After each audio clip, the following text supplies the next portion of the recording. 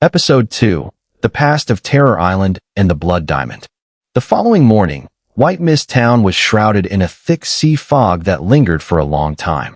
Lin Rue sat in his study on the second floor of his office. On the table lay the nautical logbook he had retrieved from a hidden compartment in Arthur's villa, and the giant blue diamond known as the Tear of the Ocean.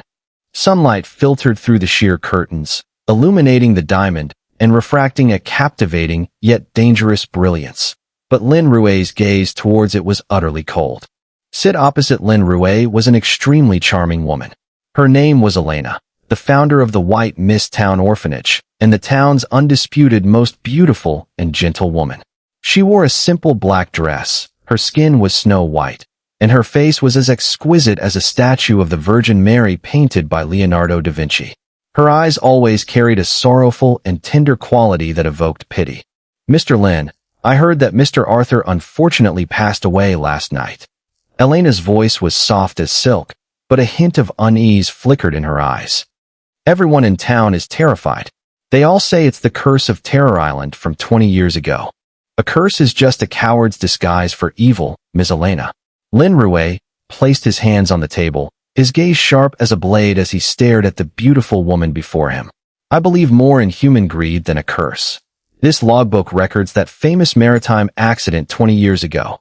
At that time, Terror Island was an undeveloped, primitive island surrounded by reefs, named for several mysterious shipwrecks. But the logbook clearly states that Arthur Vane and Baron Bolt, who died last month, were not there to seek refuge. They were a group of gold prospectors." Elena's body trembled slightly, her slender fingers unconsciously tightening their grip on her handbag. Gold prospectors? Yes, they were on Terror Island. A natural diamond mine was discovered on Terror Island, and dozens of refugees trapped on the island were enslaved to mine it. Lin Rue flipped to a page in the logbook, filled with densely packed names and dates. To monopolize this Tear of the Ocean, Arthur and Bolt blew up the mine before leaving, sealing all the refugees in the dark underground.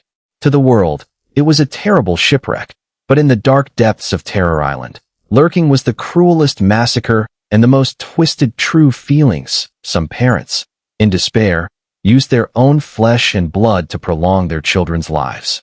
Elena lowered her head, her long eyelashes obscuring the light in her eyes, a few crystal tears gently falling onto her knees.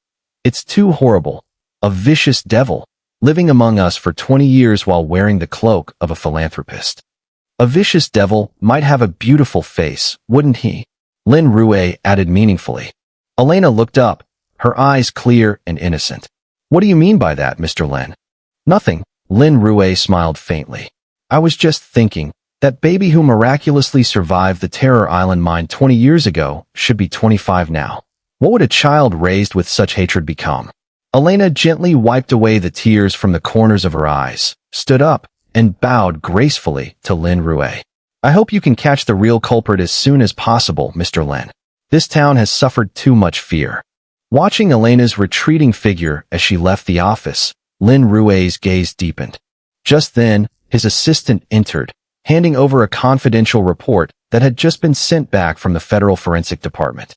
"Boss, although Arthur has no wounds, we detected an extremely rare, highly pure neurotoxin, black mask, in the micropores of his skin.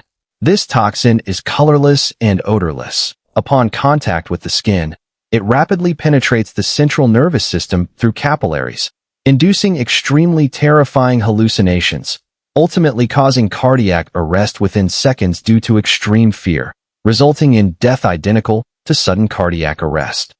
"And the carrier of the toxin?" Lin Rue asked. "It's attached to a special kind of microscopic volatile gas," the assistant whispered. "Also, we traced the origin of the bowling ball in Arthur's room. It was a custom-made ball from a bowling alley in White Mist Town that closed 3 years ago, and the registered owner's name is Ms. Elena's husband, who passed away 5 years ago." Lin Rue stood up, walked to the window, and looked at Elena's elegant yet lonely figure at the street corner. A beautiful face, sacred doctrines, a hidden blood diamond, and a silent, deadly poison. The assassin's net has been cast, and those blood-stained hands are hidden beneath the most unexpected purity.